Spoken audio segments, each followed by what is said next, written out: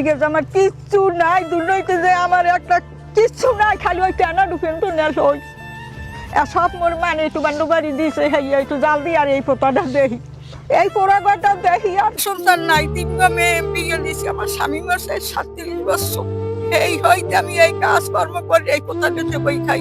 এমন সম্বল নাই যে আমি এই বাড়ির পিছিয়ে আমি ব্যয় করবো, সে শক্তি আমার নাই। যদি আল্লাহ উঠাইতে দেয়, আল্লাহ যদি কবুল করে, আল্লাহ যেরকম রাহে সেইরকম থাকে। জীবনের শেষ সম্বল ছিল একটু পোতার জায়গা, সে জায়গাটিও মানুষে দিয়েছিল, আর সেই জায়গায় একটি ঘর দিয়েছিল, তাও মানুষে।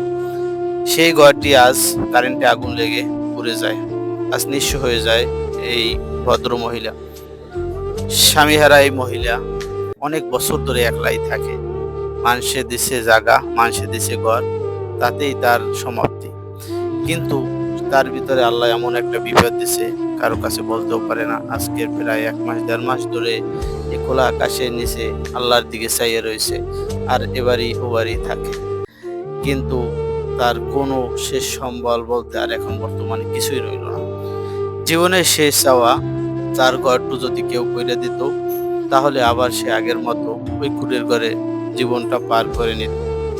আমি অনেকদিন ধরে শুনতেছি যে এরকম একটা ঘটনা ঘটছে, আমি দেখছিও, অনেকে ভিডিও ছাড়ছে, কিন্তু আমাকে অনেকজনে বলছে একটু যাও, যাই দেখো, কিছু করতে পারোনি। কিন্তু আমি যে যাবো সময় পাইনি, আজকে অনেকদিন ধরে বৃষ্টির ভিতরে গেলাম, তারপর যাই দেখলাম এই কাহিনী।